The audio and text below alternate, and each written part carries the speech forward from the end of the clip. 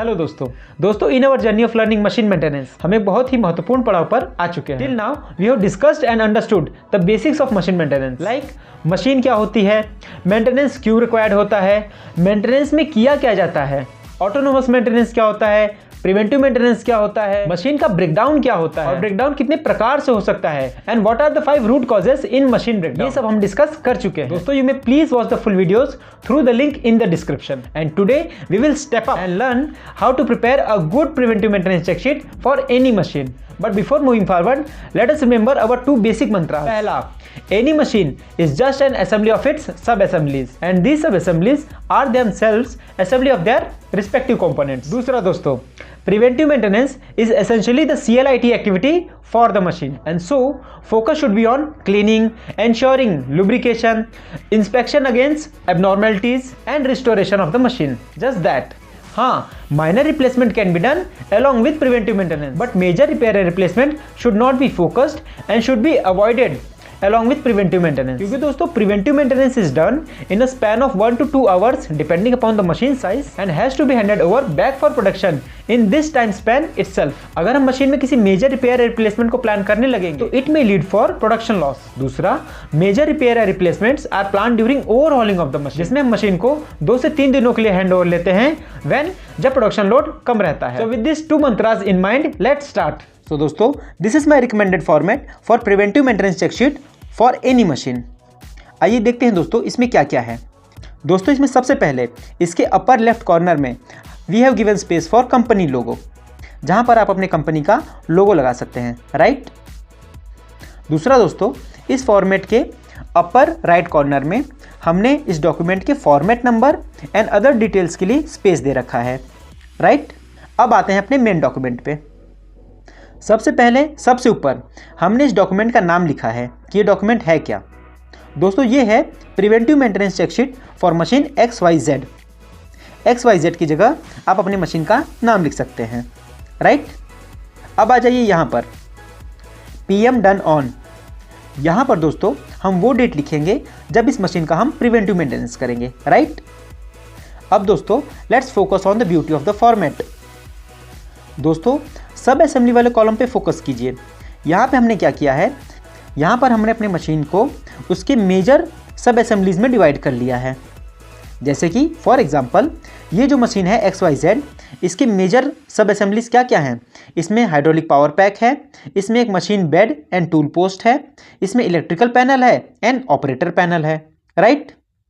अब दोस्तों third column पे ध्यान दीजिए, जहां पर हमने हर सब असेंबली को उसके कंपोनेंट लेवल पे डिवाइड करने की कोशिश की है। जैसे हाइड्रोलिक पावर पैक में हमने hydraulic power pack tank, motor and pump unit, इनको मेंशन किया है। मशीन बेड एंड टूल में हमने machine bed, tool post and hydraulic cylinder को मेंशन किया है। दोस्तों, इलेक्ट्रिकल पैनल में हमने panel, HMI, incoming supply, SMPS और मशीन लोड को मेंशन किया है। दोस्तों, टारगेट ये रहता है कि हमारी मशीन की मेजर सब असेंबलीज और सब असेंबलीज के मेजर कंपोनेंट्स कवर हो ही जाएं। ओके, आइए अब अगले कॉलम चेक पॉइंट्स को देखते हैं। दोस्तों, यहाँ पर हमारा टारगेट होता है कि हमने जो भी कंपोनेंट को आइडेंटिफाई किया है उस कंपोनेंट में हमें क्या चेक करना है, उन एक्टिविटीज़ को मेंशन करते हैं। जैसे कि हाइड्रोलिक पावर पैक टैंक में हमें क्या चेक करना है दोस्तों। First, we have to check for proper cleaning of power pack. दूसरा, we have to check for any oil leakage from power pack. और तीसरा दोस्तों, we have to check oil level in hydraulic tank and we have to top up if required. आप समझ रहे होंगे। ध्यान दीजिए दोस्तों कि इन चेक पॉइंट्स में फोकस क्लीनिंग एंड लुब्रिकेशन पर ही है, न कि किसी मेजर रिप्लेसमेंट पे।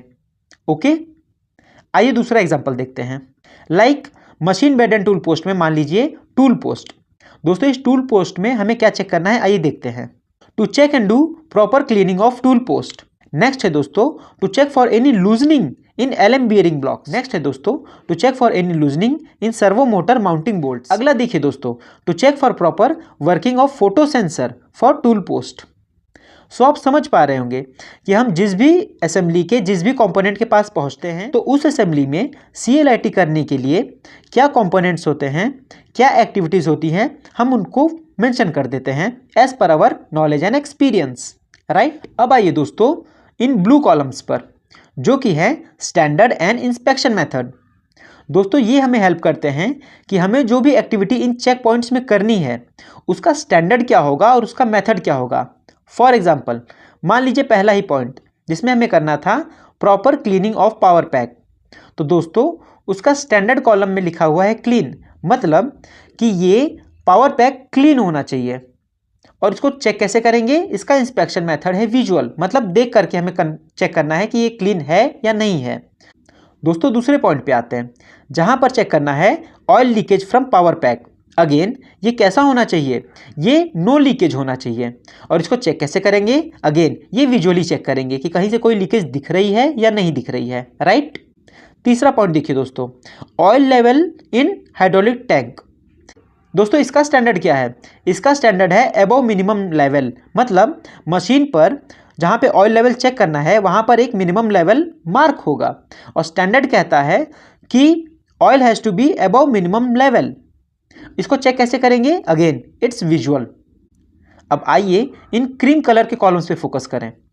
दोस्तों ये ब्लैंक है, लेकिन इसके लिए लिखा क्या गया है, इसके लिए लिखा गया है कि it has to be filled manually as per observation and maintenance done on machine by person performing PM, मतलब प्रिवेंटिव मेंटेनेंस।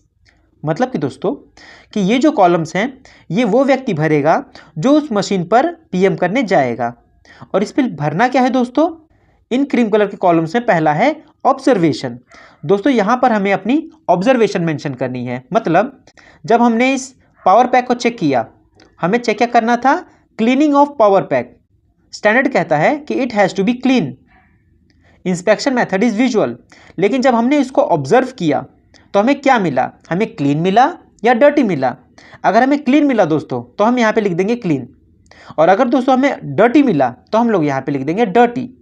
फाइन। दूसरा एग्जांपल, मान लीजिए हमें चेक करना है oil leakage in power pack. Standard कहता है कि नो लीकेज, लीकेज नहीं होनी चाहिए। Inspection method is visual. So दोस्तों अगर हमें कोई लीकेज नहीं मिली तो इस केस में हम लोग ऑब्जर्वेशन में लिख देंगे नो लीकेज। लेकिन अगर हमें मान लीजिए कोई लीकेज दिखती है तो यहाँ पर हम लिखेंगे चेक्ड एंड फाउंड लीकेज। और इसके नेक्स्ट कॉलम में करेक्टिव एक्शन में हमें वो एक्टिविटी लिखनी पड़ेगी जो हमने की अगेंस्ट आवर ऑब्जर्वेशन। आप समझ पा रहे हैं। और फाइनल स्टेटस में दोस्तों आप उसका फाइनल स्टेटस लिखोगे कि वो कूलिंग फैन क्लीन है, लूज है, डैमेज है या ओके कंडीशन में है, राइट। इसी तरीके से दोस्तों हम अपने मशीन के सारी असेंबलीज के सारी मेजर कंपोनेंट्स में जो भी रिक्वायर्ड चेक पॉइंट होता है उसे हम चेक करते हैं against our standard and inspection method, और जो भी हमारी ऑब्जर्वेशन होती है उसे लिखते हैं।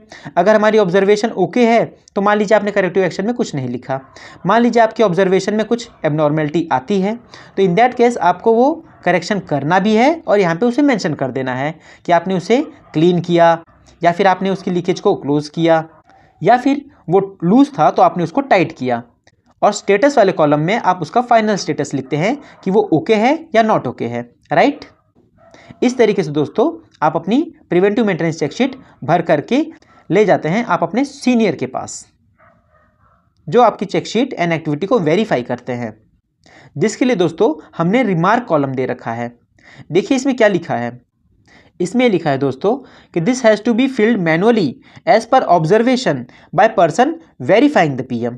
मतलब आपके सीनियर जो मशीन पर जा करके आपकी एक्टिविटी एंड मशीन के स्टेटस को वेरीफाई करेंगे, उनकी क्या ऑब्जर्वेशन है, उनके क्या रिमार्क्स हैं, उसको उन्हें इस कॉलम में भरना है।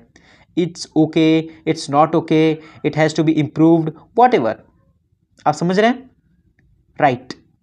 सो दोस्तों this is my recommended format for preventive maintenance check sheet for any machine. Hope this made things better. दोस्तों आइए एक बार एक भरा हुआ फॉर्मेट देखते हैं और अपनी अंडरस्टैंडिंग को बेटर करते हैं। देखिए दोस्तों अब सेम फॉर्मेट डॉक्यूमेंट बन गया है।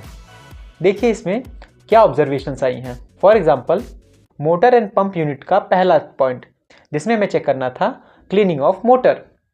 Standard was clean and activity has to be done manually by cloth. Observation में वो डर्टी आया और भाई ने करेक्टिव एक्शन में किया क्या, क्लीनिंग की है प्रॉपर, और वही उन्होंने लिखा भी है और स्टेटस में उन्होंने लिख दिया है ओके, फाइन। यही दोस्तों मैं आपसे बता रहा था। एक और एग्जांपल देखते हैं। Machine bed and tool post में टूल पोस्ट का ये पॉइंट देखिए दोस्तों, जिसमें चेक करना था loosening in LM bearing blocks, जिसमें स्टैंडर्ड कह रहा था कि there has to be no loosening. और दोस्तों इंस्पेक्शन मेथड था manually by Allen key of 10 mm। Observation में दोस्तों क्या मिला, माइनर लूज मिला है। और करेक्टिव एक्शन में भाई ने क्या लिखा है, टाइटनिंग, मतलब उन्होंने एलन की से उसे चेक किया, माइनर लूजनिंग मिली होगी और उन्होंने उसे वापस प्रॉपर टाइट कर दिया और स्टेटस में क्या आया दोस्तों, ओके। तो hope this makes things better clear. इस तरीके से इस मशीन की इस तारीख को प्रिवेंटिव मेंटेनेंस एक्टिविटी कंप्लीट होती है दोस्तों। अभी बात बात में मैंने डॉक्यूमेंट एंड फॉर्मेट दो शब्दों का जिक्र किया। आप प्लीज कमेंट करके बताइए कि what is the difference between format and document as per your knowledge. Also please share with us if you are having some better columns or some better remarks in your preventive maintenance check sheet so as to make it more fruitful for all of us। और दोस्तों अगर इस discussion से आपके मन में कोई confusion रह जा रही है तो please share with us. I am waiting for your response. Finally, hope something useful added to your information. Stay connected. Thank you so much.